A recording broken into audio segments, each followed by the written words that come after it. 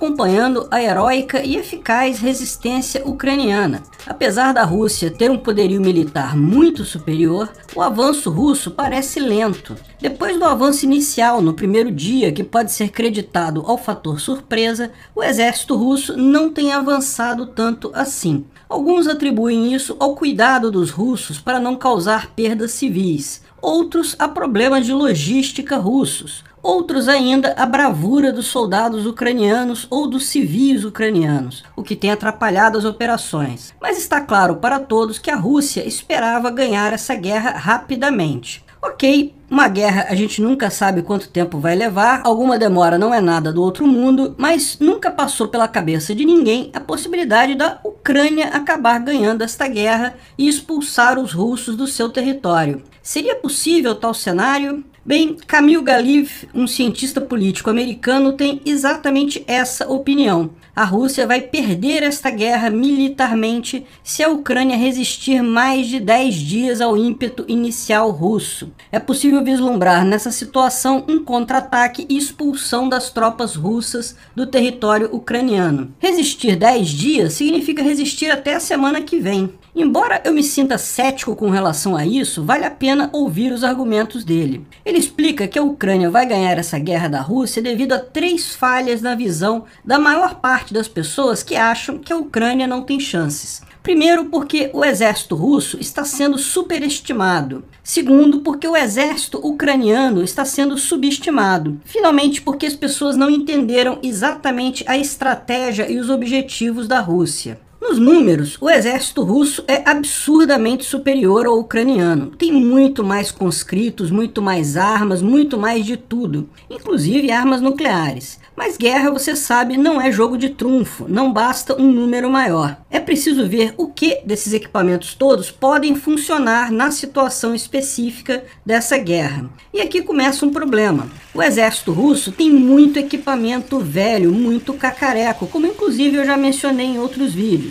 A opinião dele é a mesma que a minha, mas ele expande essa tese. A Rússia, de fato, experimentou uma modernização de suas forças armadas entre 2007 e 2012, quando o Ministério da Defesa russa estava sob o comando de Serdukov. Serdukov mexeu no vespeiro que eram as forças armadas russas depois do fim da União Soviética. Lutou contra a corrupção que infestava as forças armadas. Brigou contra fornecedores de armas por melhores preços e maior qualidade. Brigou com toda a indústria armamentista russa por melhores condições.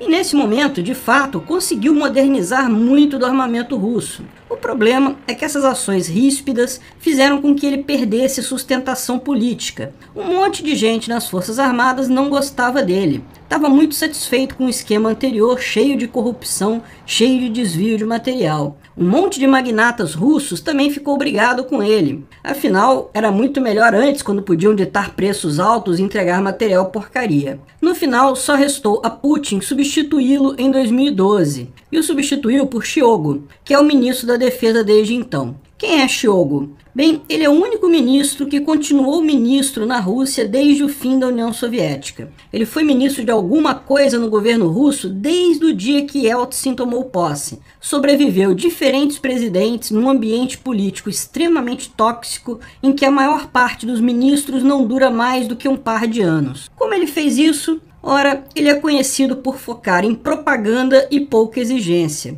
Deixa os subordinados fazerem o que quiserem, desde que consigam entregar números bonitos no final. Nada de exigir qualidade, fim de corrupção, deixa o pessoal quieto. Só pede números bons, nem que seja propaganda. No final, ele é o ministro da propaganda. O fato é que a suposta modernização do exército russo parou ali. De 2012 para cá, os números continuam crescendo, mas só os números. Os equipamentos em si continuam cacarecos velhos da União Soviética ou aquilo que foi modernizado por Serdukov. Muito da expansão desde então é pura publicidade, não tem nada de equipamento real. Além disso, na visão dele, a Rússia cometeu um outro erro estratégico desde o fim da União Soviética. Optou por tentar manter o máximo da frota naval soviética. Isso gerou um custo enorme para a Rússia, porque eram navios muito caros. Fez com que investimentos muito mais razoáveis nas forças terrestres e aéreas acabassem não acontecendo. Uma frota naval grande como como a Rússia tem hoje seria indispensável para lutar contra os Estados Unidos, por exemplo, mas ajuda muito pouco numa briga com a Ucrânia.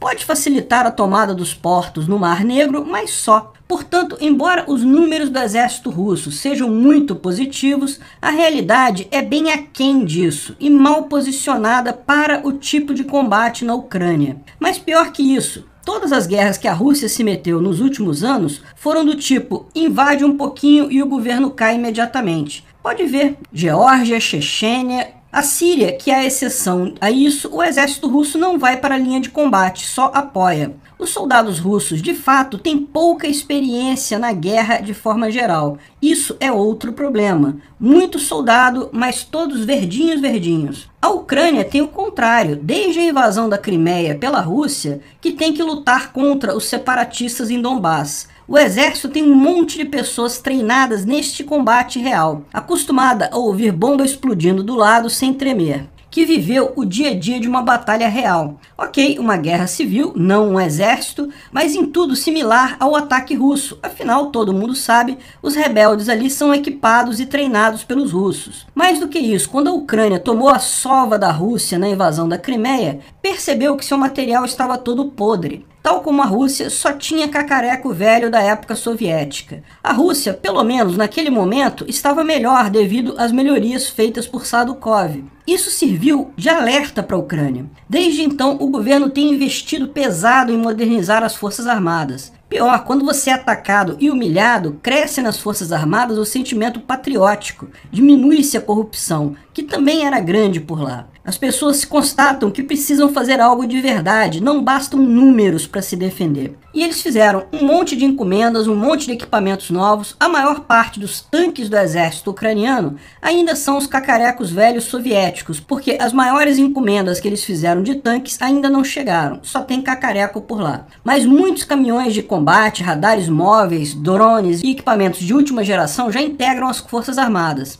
Além disso, o conflito com a Rússia fez com que vários países ocidentais ajudassem com armamento mesmo antes da invasão. E essa ajuda tem se intensificado agora com a invasão russa. No final, nos números frios, na visão dele, os russos não estão melhores que os ucranianos não. Mais quantidade, talvez, mas com qualidade muito inferior e menos treinamento. Mas ainda falta um terceiro ponto, a estratégia russa. Segundo ele, uma blitzkrieg é ordenada em escalões, ondas de ataque. Se o objetivo real é ocupar território, faria sentido a Rússia enviar várias ondas de ataque seguidas. A primeira onda diminui a resistência do oponente para as seguintes eliminarem qualquer oposição e conquistarem o território. O que estamos vendo neste ataque é apenas uma onda vinda de vários sentidos. As forças russas aumentaram a pressão no dia de ontem, 28 de fevereiro, mas são as mesmas forças, elas não estão ocupando o território. Não é uma nova onda simplesmente porque o exército russo não preparou isso. Lógico, isso se deve à expectativa do Putin de que isso não seria necessário.